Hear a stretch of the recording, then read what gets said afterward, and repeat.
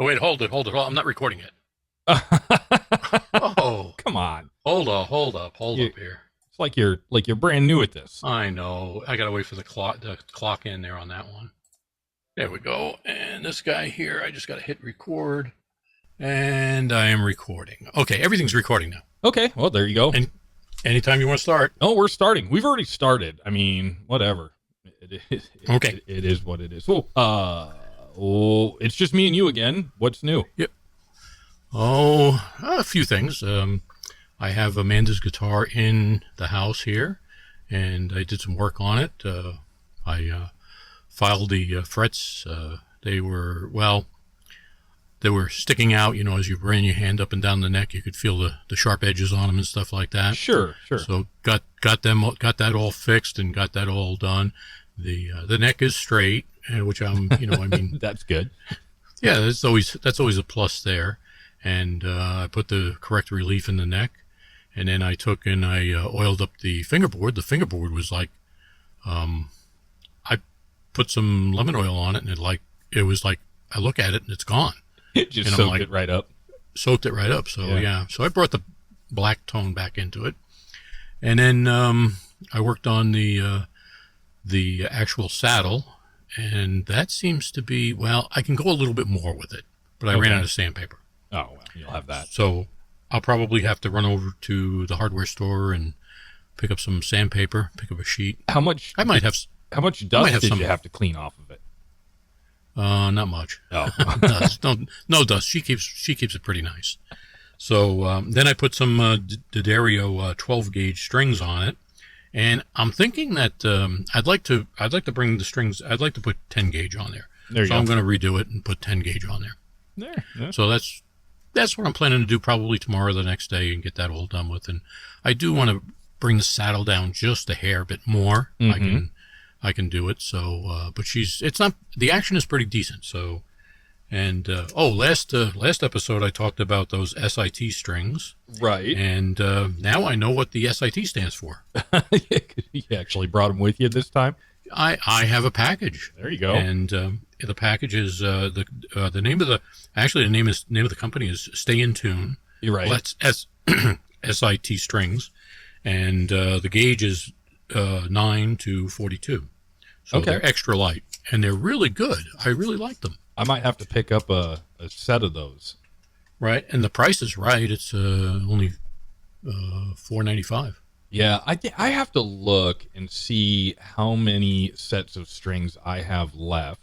But yeah, what was that? 942 extra light, S942 extra light.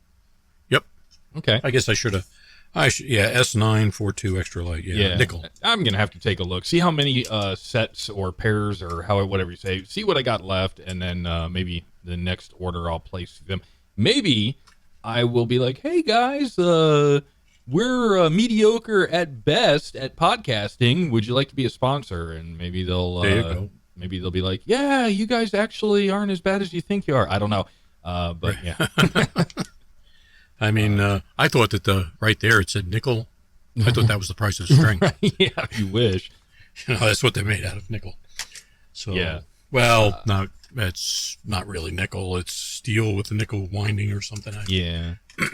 So Amanda's back in town. She's visiting, but she's out with her hubby because I guess his birthday's coming up. Yeah, I think it's in a day or so.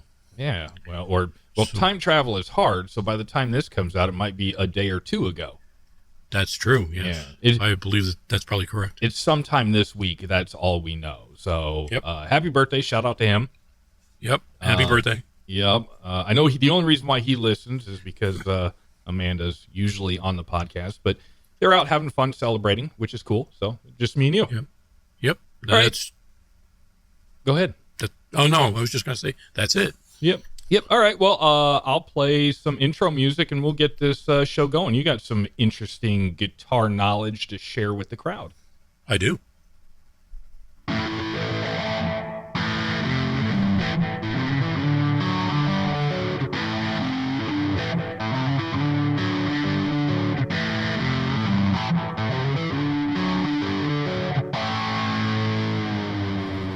Welcome back to the Pandemic Guitar Podcast. I'm your host, Tim. With me, as always, he's actually contractually obligated to. He didn't sign anything, but whatever. He's got to be here. That's my dad, Rick. He's holding up some strings, even though you can't see it. How are you doing? I'm doing pretty good. How are you? I'm doing, yeah, all right. We already had a little bit of pre-intro chatter, so... And like I said, Amanda's not here again this week. She's busy doing what she's got to do. So hopefully next week we can have her back on and actually get a guest. I tried to reach out to Luke, but he's out and about touring, and I mean he's in the state, but he's been pretty busy. So we'll get him on, I promise. Okay. It's just going to be the longest build-up ever. That's what I think. Yeah, I know. How about this Sunday, maybe? Possibly. I don't know. I can reach out and ask. Okay. Well, I mean, that'd be our to record this Sunday. Yeah, Amanda will be here, so. Well, she'll be. Oh yeah. Okay, so she's going to be there. That'll make it simple. Yep. Make it a lot simple. Has she adjusted to Central Standard Time or whatever that is? No, she hasn't. Still getting up early. No, yeah, she's.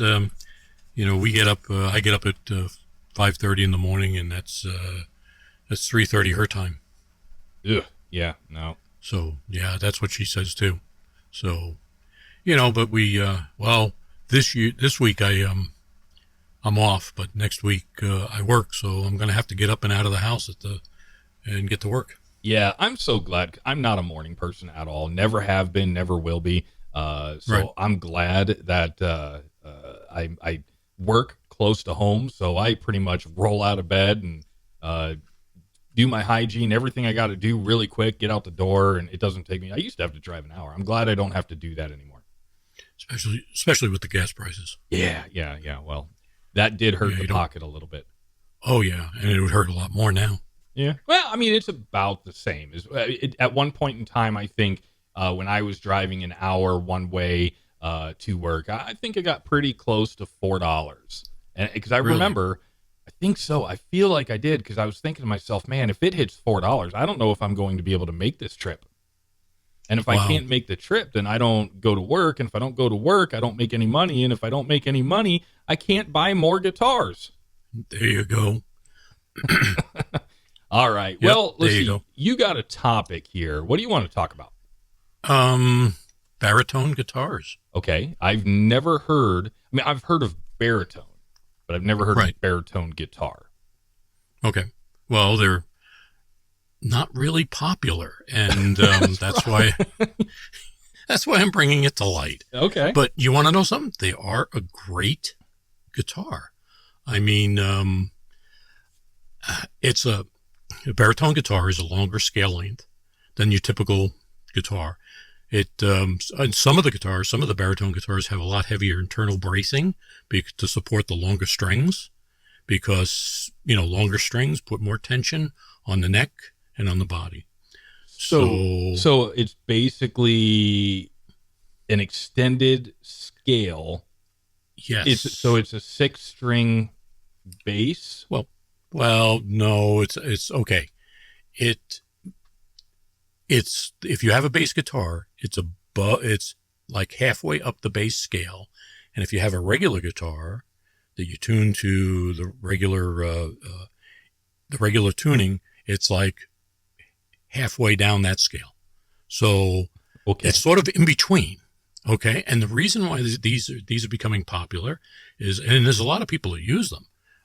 But they started to become popular because of heavy metal, because you can get that really, really low sound, that growling sound, the deep bass sound from the guitar, but still have the high end that the normal guitar has. Not as high, but you still have a high end on the guitar. Okay.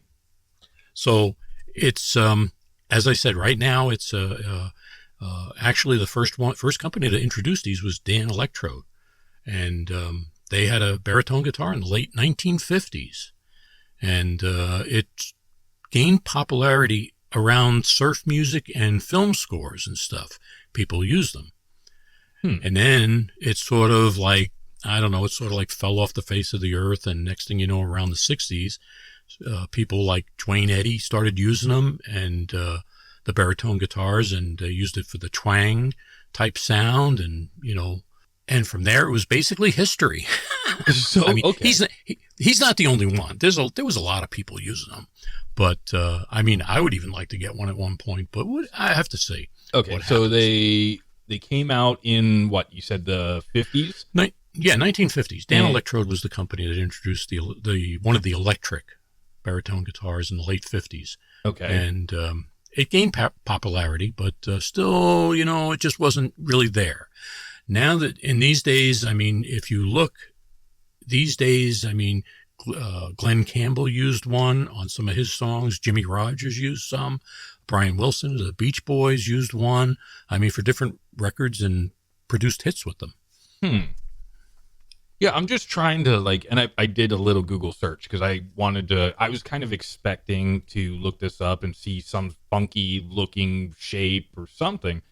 Nope. But all the pictures that I see look like normal, everyday guitars. I mean, I see PRS has one. Yes. Squire. Yep. Alvarez. That one's actually an acoustic. Yes, there's quite a few acoustics.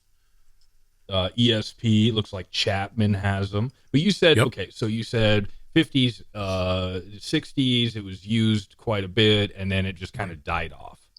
Well, not really died off. They were still used by different bands and everything, and it really became more popular in the heavy metal music scene during the late 80s. Just because you can get down you can get down lower and produce those bass notes?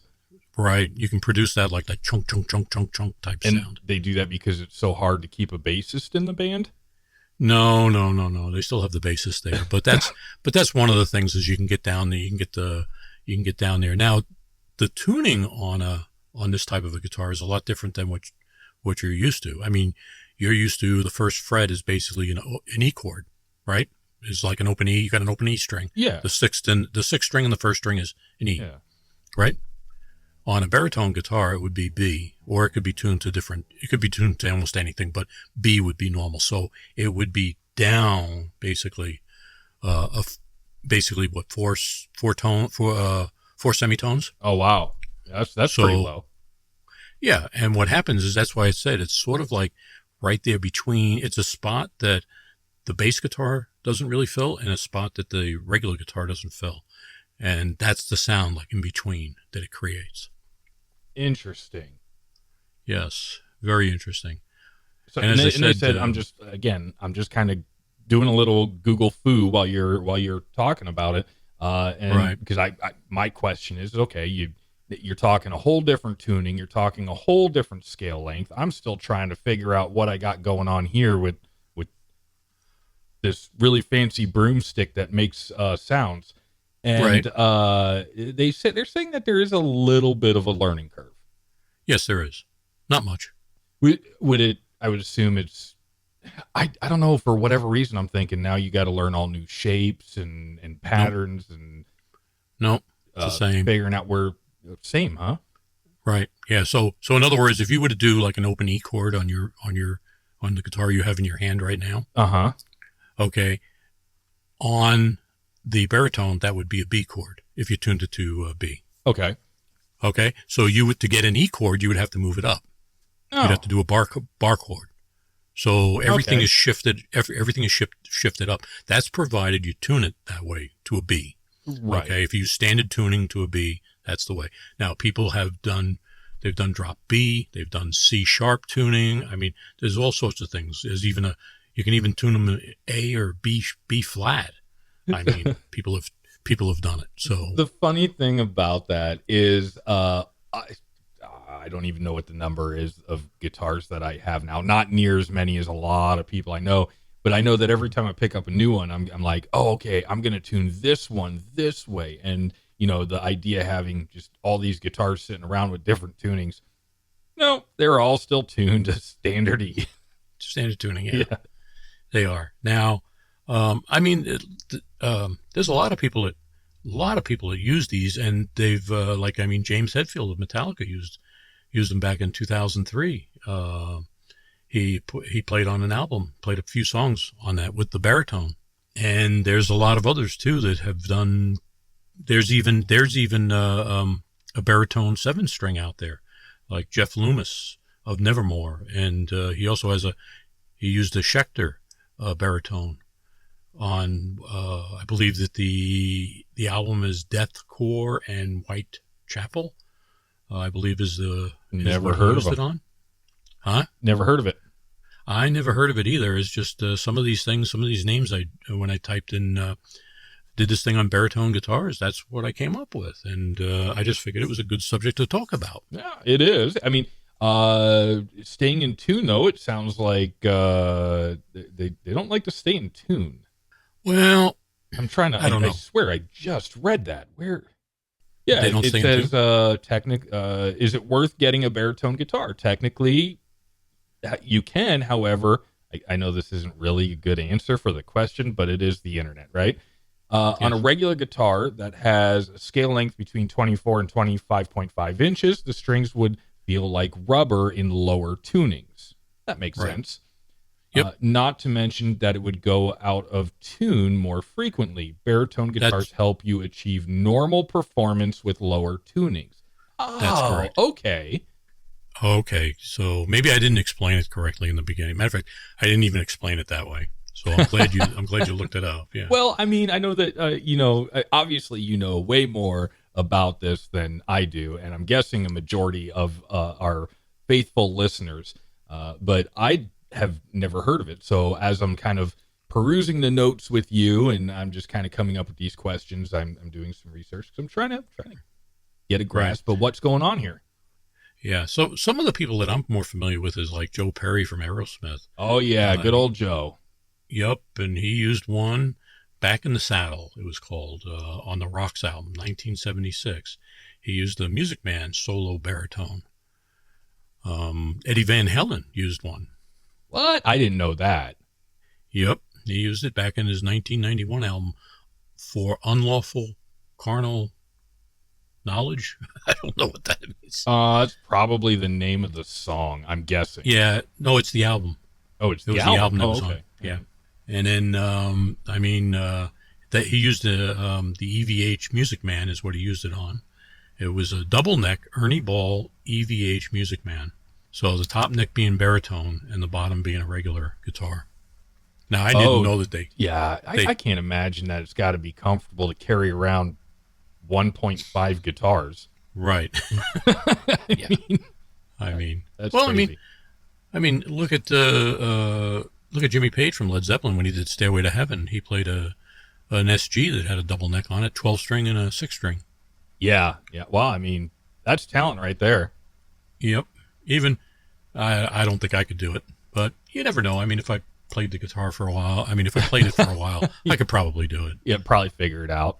Yeah, I mean, it would be kind of cool if you've got like two melodies in your head that you're trying to do, and you can just switch back and forth. That would be kind of cool.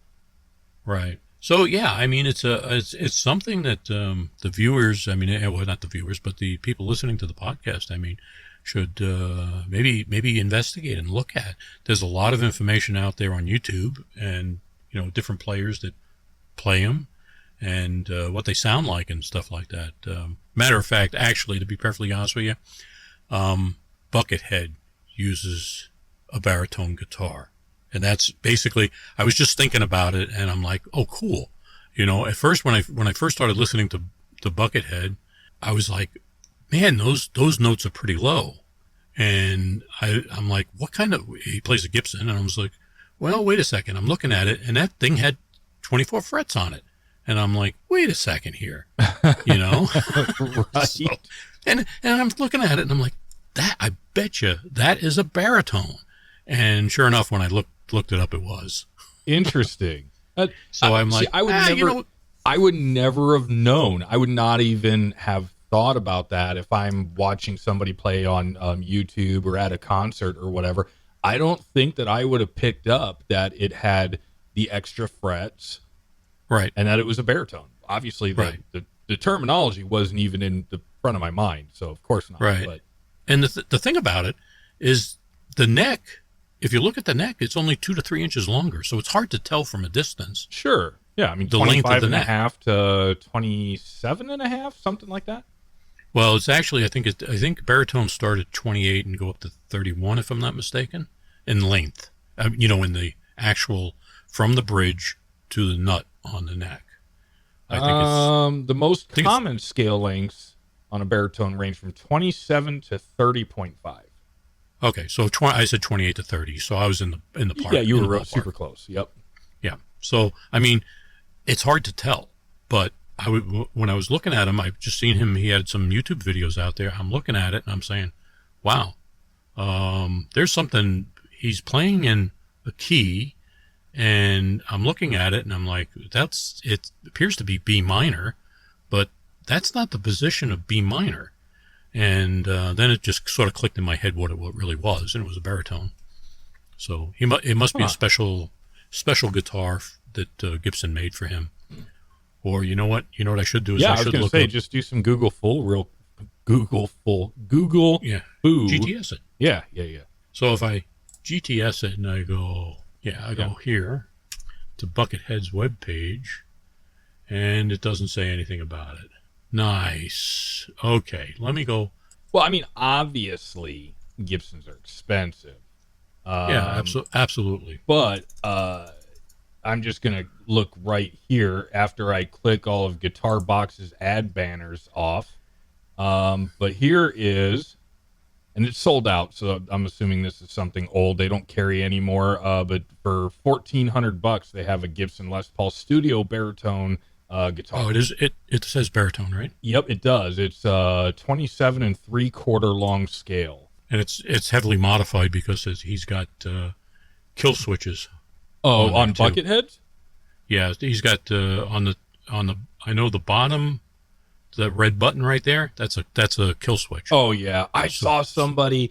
I don't remember because I watch a lot of YouTube videos, and that's where I kind of like get ideas of, oh, I should learn how to play this or play that.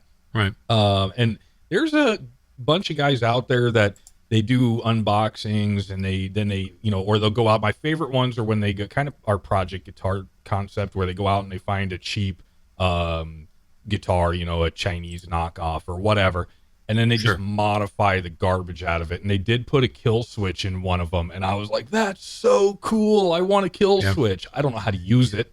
Right. But it would be cool to have.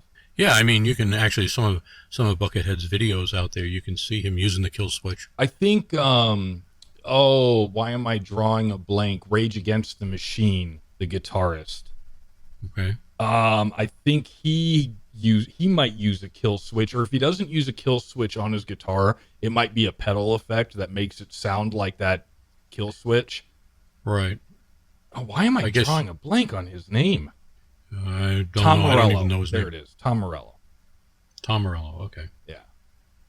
Not that I know who he is, but Oh, well, good thing I didn't put him on the wheel. yeah, there you go. Yeah, but I think it would be nice to have one, just to play around with and stuff like that. And some of the guys, I mean, even people, Jesse Hughes of the Eagles. Actually, I'm sorry, I take that back. Jesse Hughes, Eagles of Death Metal, opted for baritone guitars in many of his 2015 albums. They're not talked about. They're out there. They're not a big seller, so you can get a good price on them, and that's the other thing. I was gonna say I'm out here just again Google foo. The prices aren't bad.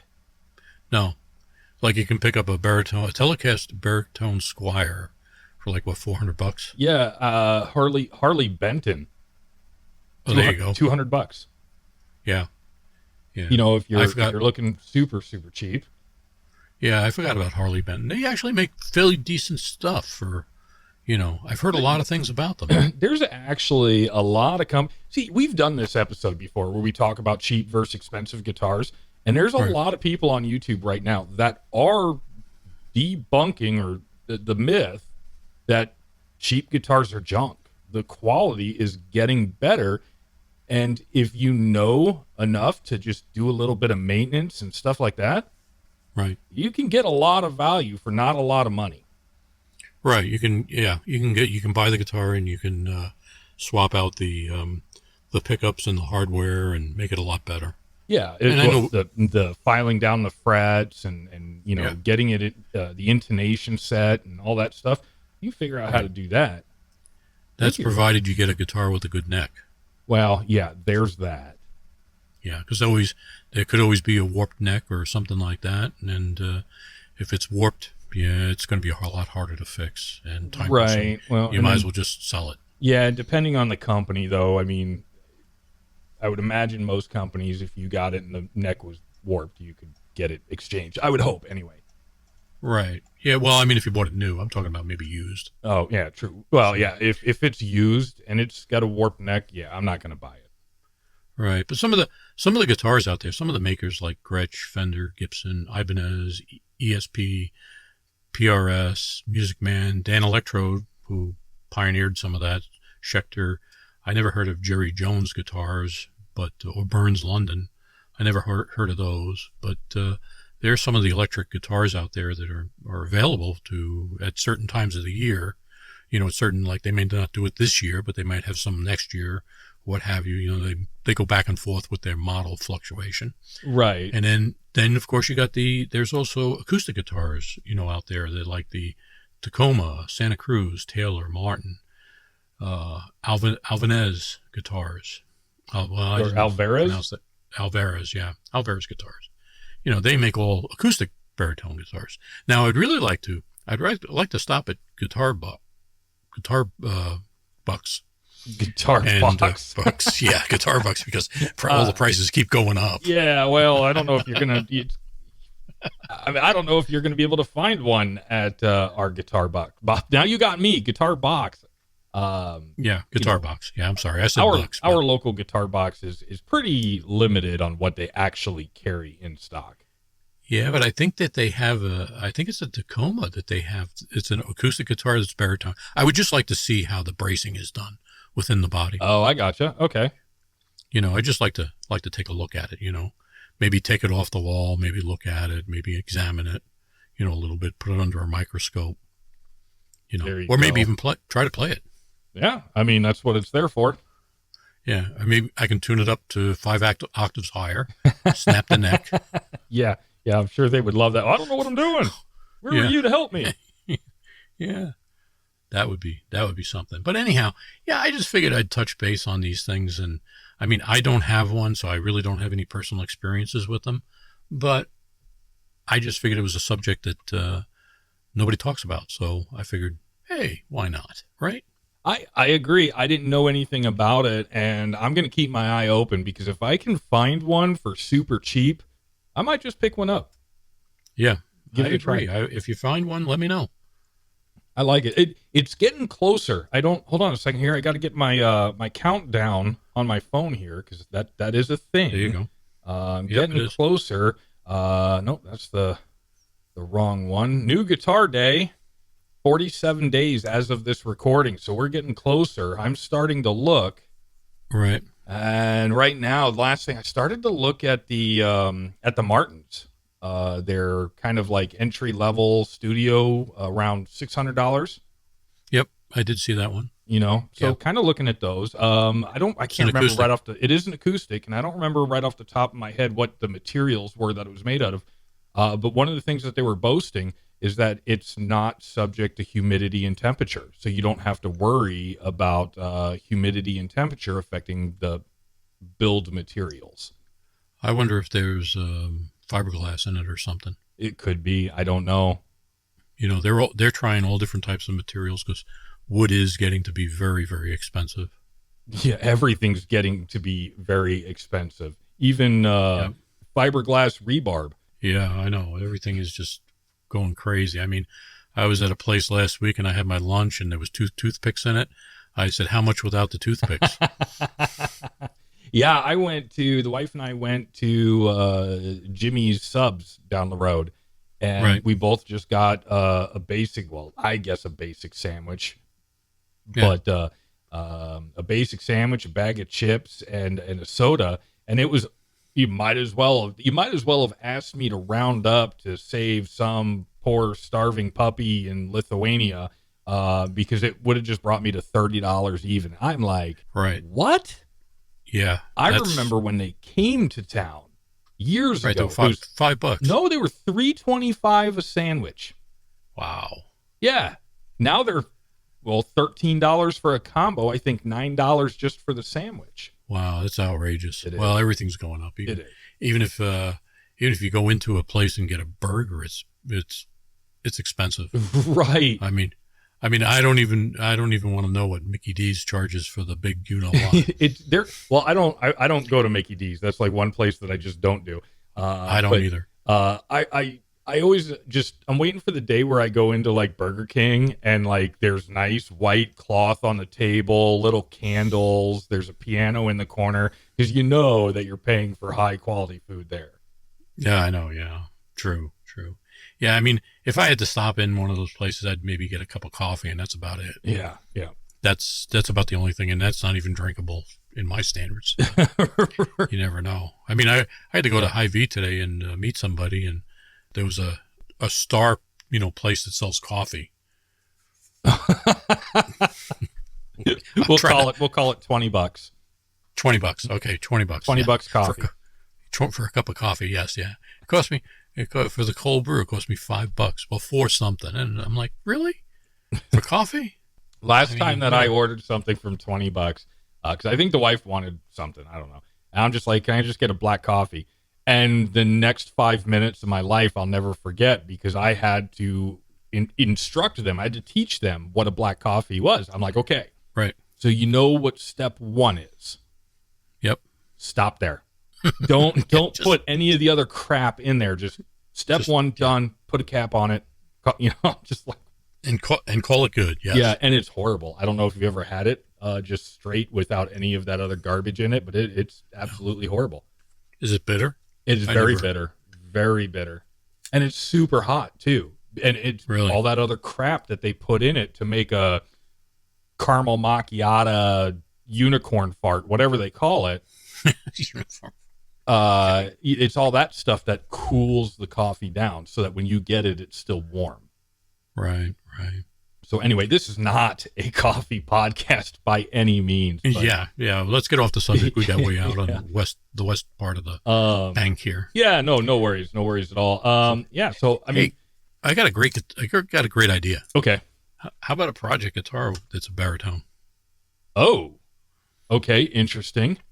I mean, we did. Matter of fact, do you have the other project guitar? As I professionally bumped the microphone with it. Yeah, I have that right here. Yep, there goes the guitar. Yep, I think it needs retuned. It does need cleaned though. I use this thing so much. It needs cleaned. Is that is the vintage Squire, isn't it? Mm-hmm. Yep. Yeah, and I need to get my other Squire back from you so that I can compare the body thickness of the two. Right. It's sitting in my rack here, in the other room. Right. Waiting for you to pick it up or for me to bring it over. Yeah, I was thinking about that the other day. It's just been busy. So busy doing with all the little projects that I got going on and everything like that. It's just been busy. Yep. I got a lot of projects going on too, so I don't know. Maybe we can get together. I think you still have a guitar case of mine, don't you? Or I do. I have the acoustic guitar case that I picked up for you. Yes. Yeah, okay. They were on sale because I wanted one for my acoustic just to be able to give it a little bit of protection, right. and to be able to move it around as well. Right. And it was such a great deal. I think it was like 50% off or really close to that. So I called you up and I'm like, hey, you want one? Because this is a great deal. Yep. Yeah, and I don't think it was an advertised deal, was it? It was. Wasn't no, I think that was I want to say that was part of like the subscribed email discounts or something. Gotcha. Yeah, so I have the Squire, your Squire that I've worked on. I have a case for that Squire. Well, I mean, the bag that the bag you gave me for it. The gig bag. Oh, I don't even remember that bag.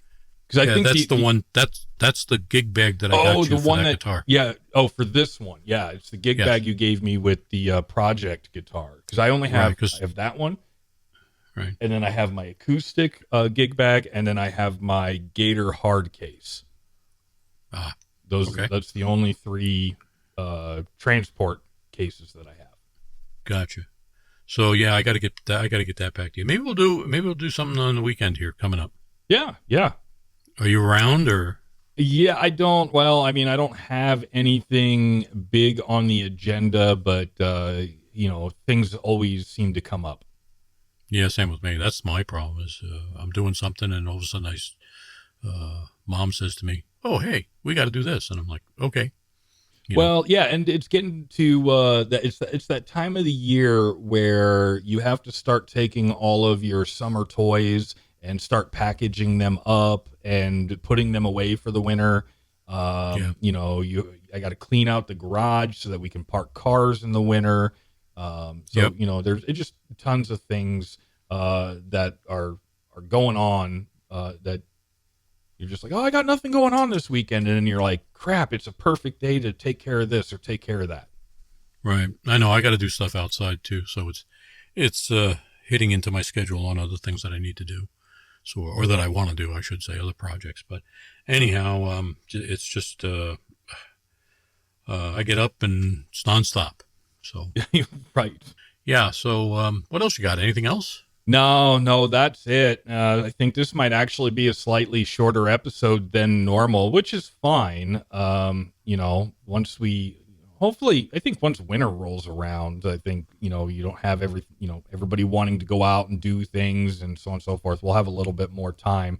Right. We got tons of things in the works. Yes. If you're listening to this on Apple Podcasts or Google, and you used to listen to us on Stitcher, because those were the 3 platforms that you could listen to us. Well, Stitcher is gone. Sirius XM bought out Stitcher, and now they've sold out, and I want to say that Sirius actually owns Pandora too, but I'm not 100% sure, so don't quote me on that. Anyway, Sirius XM decided to get rid of Stitcher, which I actually kind of liked. For that platform. So you can't find us on Stitcher because Stitcher isn't a thing. And I need to get out and see if I can get us on Pandora, because that's where everybody from Stitcher went. And then sometime in the future, and I don't know the exact date right off the top of my head, but I did get the email about it. Google Podcasts is going to be shutting down. And they're going to be porting everything over to YouTube podcasts. Oh, wow. Yeah. So I haven't heard anything about this. Yeah, it's all new and it's pretty recent.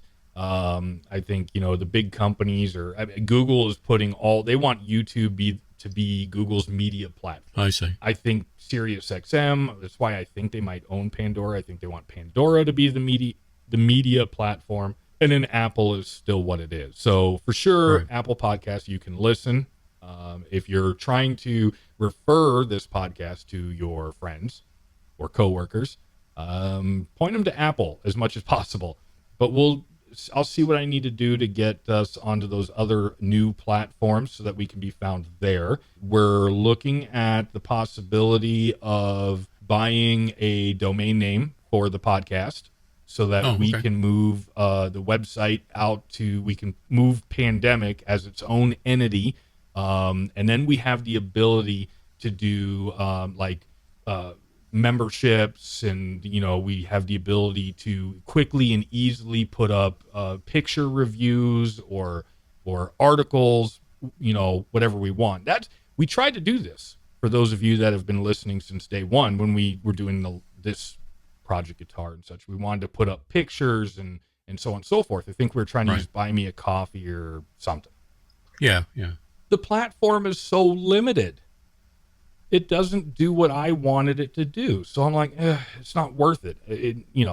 But if we go to our own website, then we would have the freedom to do whatever we wanted to do. That's the goal. I don't know when that's going to happen, but that's... Oh, it sounds like a good goal. Yeah. It needs to be done. So yeah. Trying to figure out how to get a little bit more active. I've been kind of playing around with the idea, like when I'm sitting here and I'm just kind of practicing and tinkering around. recording little videos on my laptop, and then, because then maybe put those out, just those little 20, 30-second clips out on Instagram every once in a while or something like that. But I'll be honest with you, I'm a lot better than I've ever been as a player, but I still stink. So you probably, if I'm gonna put myself out on the interwebs playing, it is purely for you to get a good laugh at. That's it.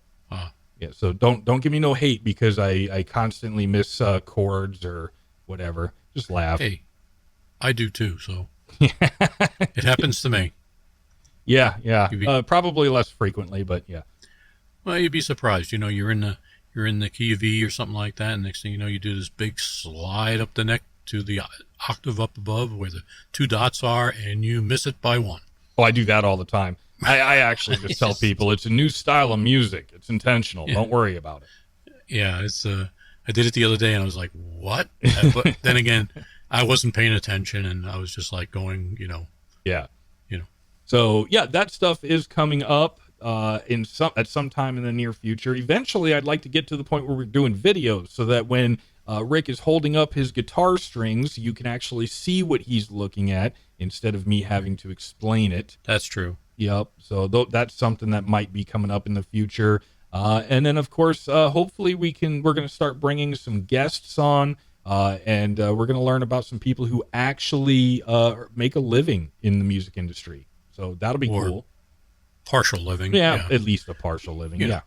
Yeah, they collect money. They're doing bars and gigs and So that'll be fun. And then hopefully those interviews will lead us into other interviews. And then I would really like to, and I haven't figured out how to do this, but we know that there's a show in California, which I don't want to go to California. Believe me, I don't want to go to California, but there's a show there. Right. And then there's another one at Street Puddle every year. Okay. And I think it would be cool to go to one of those two events and just kind of do some interviews and talk to some people and maybe pass out some picks or something like that. I think that'd be fun. Right. Yeah, but Street Puddle will get wet. Well, I'd go acoustic for that session. I see. Okay. They only do that once in a while. Yeah, I don't know if it's every year, every 2 years, or whatever, but I think it would be fun to do that because that's a pretty big event out there. But otherwise, nothing else going on. I think we'll call this an episode. Yep. Amanda's not here to give us an outro, which, by the way, are the best, Amanda. So when you can't make it, can you just have a couple in the bag that we can at least read off? Pre-recorded. Maybe. Yeah, pre-record something. But as always, email us, pandemicguitar@icloud.com, or follow us on Instagram. We're not super duper active, but we do look and we acknowledge some of our listeners. What is it? I think at Pandemic Guitar on Instagram as well, if I remember correctly. Yep. So other than that's correct. Other than that, I'm Tim. That's Rick. Until next episode, have a good one. Yep. Take it easy, everybody. Bye. Bye, Felicia.